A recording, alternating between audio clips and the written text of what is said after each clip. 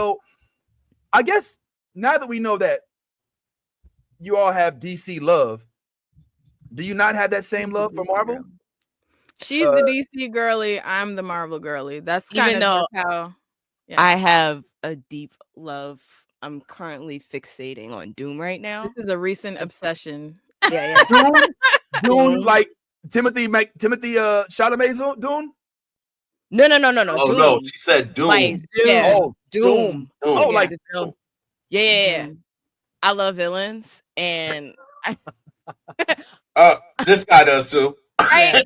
No, they make a story. In my opinion, like if you have a great villain, like the story is just infinitely better. And so Doom, I read the Sanford Green one and fell in love with him. And then I was like, all right, Dr. Doom. And then I'm currently reading the One World Under Doom event, and I'm loving it so much. Y'all see how her voice changed and everything? She's lucky. He is fantastic. You could tell she dropped the doctor from his name. It was like Doom. Like they have no. one-on-one relationship. Like no. We're on first name basis. We be hanging out. You know what I'm saying? That's my dog. Yeah, no. He's amazing. I am loving the villain that he is right now, and like his relationship with his goddaughter and how messy it is, and the fact that it's Sue Storm's like daughter, like I just think like that's fantastic. This is messy. And like this, it's the only issues that I'm like actually up to date on, and everything that I'm currently pulling. He's fantastic. Yeah, she's so ate up. What is it specifically you love about his villainry? Like that's what I want to know. I want to hear that. Okay, so currently in the One World Under Doom event, right? He is. There's something about right now where he is doing.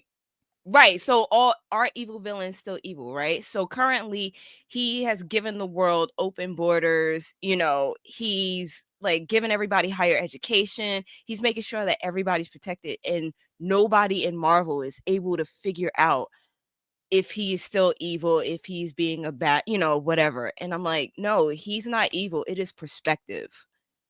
I feel the same way about Killmonger. It's just perspective. That's my only thing. Like, if you're against the way he's doing it, sure, but everything right now that he's doing in this new run, I'm like, yeah, go for it, man. Like, off everybody. This is great. Like, give everybody open borders. Like, I'm so good with this right now. It's bringing my heart so much joy seeing that the world is actually getting better under this person. And it's like, they can't figure out what he's doing right now. I'm enjoying that. Again, Keisha being a peak Malcolm. Yeah, by any means necessary, like by any means. And I know that sounds terrible because then it's a tough line to walk. You can easily dive into like some real dark stuff. But right now, I'm enjoying Doom. For sure. And everything he's doing. Okay. Yeah, exactly, Vince. Exactly. Did y'all read the Power Fantasy? Nah. Okay. I'm man. This is a prime. That's why I told Brooklyn to have libraries behind us. Is it okay? It's a comic run. Okay. The first arc of it went crazy. Peak example. It's actually up for an Eisner right now. Yeah. Peak example of Keisha being a peak Malcolm is that there's a character, I don't want to give spoilers because it's actually an excellent first arc. The main character in there pretty much has to make a decision for the greater good and ends up like murdering hella people. And when I tell you Keisha did not bat an eye because she's like, but yeah, he did, but why did he do it? What were his motivations? What was the overall outcome? So like when Keisha says she loves a good villain is love because it. low-key she's a villain herself, and we love her for it. But listen, there's nothing wrong with Nothing wrong with it. being It's a villain perspective. if you're affecting more positive change than the heroes. It's perspective. I know when people I know it sounds crazy. I know it's a hot take, but it's perspective. It truly is. Like, if you're helping the greater good, like, please tell me if you had the opportunity to go, you know, I'm not gonna say it's on stream, but like if you had the opportunity to go, you know, take out some Nazis or somebody, you wouldn't do it? Well, I mean, yeah. I mean, but is that what's happening? All right. You're giving me hashtag Thanos was right vibes. Don't get her started on Thanos. Don't get her started on Thanos. Okay, Ty. Well, see that, and see that, like, this is where we differ a little bit, Keisha, because I am a villain also, but I'm like the ultimate villain. Like, I don't want to do it because it's for the greater good. I want to fuck everything up because that's evil, and that's all I want. I'm kind of tired of Marvel's depiction of villains in the sense that they always have to have a reason why they're doing something. Like, I'm really waiting for that one villain that comes through like Null, that's like, look, I'm just destroying every fucking thing because I can. You can't stop me. Like, I don't have any really no ulterior motives. It's just my nature to be evil. Like, for me, just chaotic. One of the greatest villains that I've seen on screen, and it was Joffrey from Game of Thrones. Ugh. And it was because he just did shit. You were like, oh, I hate this guy. Like, but he never really had a method to his madness. It was just, this dude is innately evil, and his mother knows it, his family knows it, everybody knows it, but he's next in line. So what can you do? Nothing. You can't do shit until somebody decides, look, I've had enough, and everything like that. That's the part where I'm like, Marvel will not embrace that. I just saw Thunderbolts. That was the last Marvel property. So I saw Thunderbolts, and I was like, all right, we got Sentry. Here's your opportunity to use the villain in a right way, and not just any villain, a very, very extremely powerful villain. And then they tapped into the most darkest side of Sentry, which is the Void. The Void takes all of these people, and they just start snatching them up or whatever. At this point in the movie, you're like, oh shit, if we might get the villain that we always wanted. But then they're like, no, he's got to have some goodness to him. He's got to be an anti-hero. He's got to be an anti-villain. So then they went back with that approach. That for me is not really committing to the villainry that is a villain. A villain is not I'm not supposed to love the villain unless I'm loving the villain because he's pure evil and he's doing something that I'm like that goes totally against all that the hero represents. And that's why the Joker is such a good villain when it comes when it comes to the Batman, because he's the polar opposite of everything that Batman represents. So, like, my thing is, I need Marvel to take that commitment and go hardcore villain. Don't give me a villain that's killing, snapping, a percentage of the population to save all of the universes. No, I want a villain that's coming through and he's on some gangster shit and he's like, who's gonna stop me? Now pull up. Marvel's never gonna do that though. Well, Marvel's never gonna do it. Well, and I'm gonna always bring it back to like what's happening in our reality. Marvel, you can get Marvel comics on an army base for free. It's always going to serve the military propaganda. So they have to be beatable. Oh shit. Yeah, Marvel will never do it. Marvel will never do it. Even though it would make it infinitely better. It's getting I do agree. DC I don't is think greater. can I?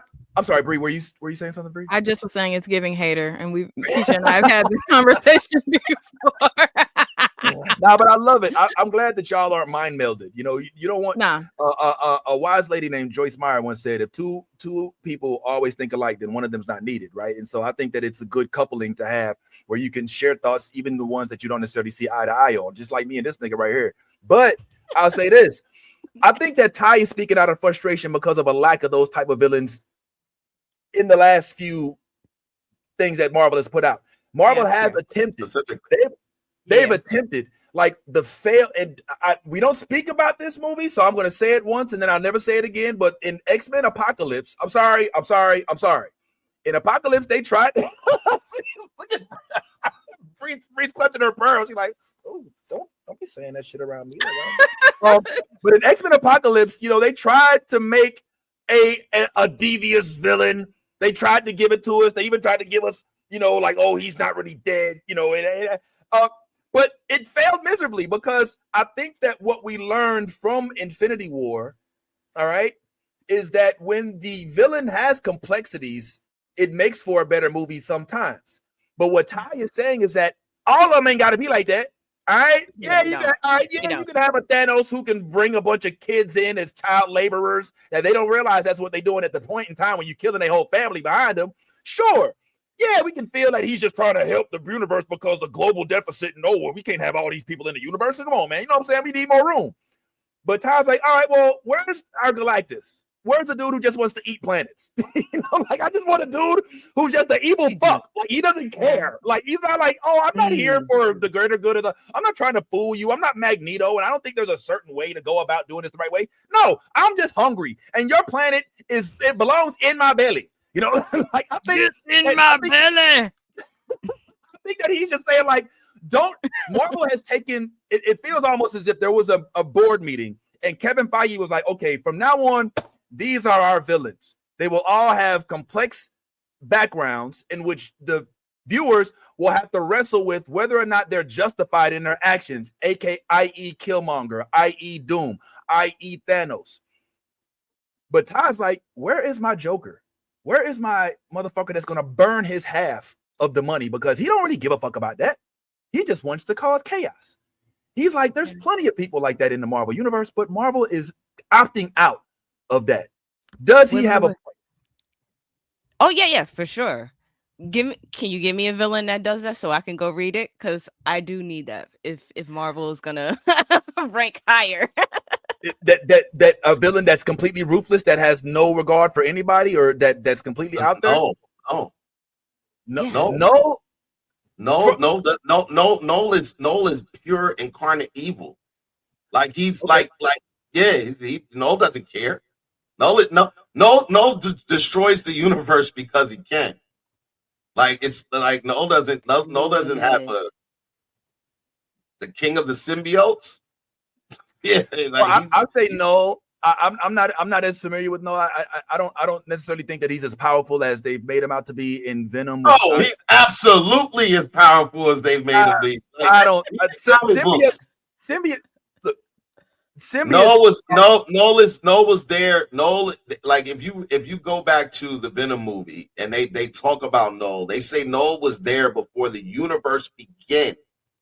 Like he was like he's the pure. The problem is he's symbiotic, bro. He needs another. He can't just function as a person. He needs to function through the resources of others, which makes him, in my opinion, a little more vulnerable. I'm sorry, my opinion. You know what I'm saying? My bad. You know what I'm saying? I think Galactus is the guy. Galactus has no purpose other than to eat planets. Like he's not even really evil. He's just hungry. But your planet has to die because I need to eat. I don't know. That's one of them. But to go back to the Spider-Man universe, I know Keisha, this ain't your thing, but Bree, maybe you and I think Cletus Cassidy works with the Spider-Verse. She just prefers DC over Marvel. Yeah, I just okay. Cletus Cassidy, Carnage, was actually a freaking psychopath with no regard for anybody's well-being. He wasn't this love-struck dude that they tried to paint him as Venom too. Nah, he was literally in a straitjacket in the comic book. You know what I'm saying? And he's end up getting exposed to the Prometheum X with the symbiote, and then he is like when you look at the comic, you see the spiked symbiotic projectiles that he sends. He's out for death. This dude is chopping people up. This ain't like Venom. Oh, I'm just hungry. I just hate Spider-Man. That's all. They exist. But even when they got the concept of Cletus Cassidy, they made him a love-struck dude. They made him like, oh, his girlfriend. And it's like, no, the fuck. What the fuck? I'm sorry. So yeah, just to add on to Todd's point, every villain doesn't need us to root for them. Okay, every villain does not need to have multiple complex layers in which, deep down I kind of root. Sometimes they just need to be assholes, and so Marvel, just mix that in and out when you can. I guess is what he's saying. Now, with any other thoughts on that? Check Null out. Okay, Nola's very powerful. Vince doesn't know it. Like, he's extremely powerful. One of the most powerful people in Marvel Comics. And I just think that he doesn't have as much of a story arc. I think that he's like one of those villains that is extremely powerful. You know that he exists, but he just like shows up here and there in comics and everything like that. I don't think he has his own run of comics and everything like that. But if Marvel can just, because I feel like the multiverse has been a gift and a curse. It now there's no finality. You know what I'm saying? Like, it's like, like I'll kill you here, and then we'll go steal another you from over here and replace you. You know what I'm saying? So there's no real finality, and I need that when it comes to villainry. If I kill you, you're only as good as your death. You know what I'm saying? Like, so like when you look back on Game of Thrones and Pedro Pascal's character, all we remember is him fighting his ass off and then getting his fucking head literally crushed to death. So it's like, a very sensitive subject for me. Exactly. But we need that. We need that in order to mark that response in you. You know what I'm saying? Like, if we kill Pedro and then Pedro's twin brother pulls up the next episode, like, and you're like, oh, he's back. Like, you know what I mean? It doesn't hit the same. Did you just break Last of Us news? Did you just do that? I don't want to talk about it. I don't want to talk about it. She's still on sick days. Like, I'm not going to be able to make it into work. It's been a death in the family. Okay, taking bereavement over here.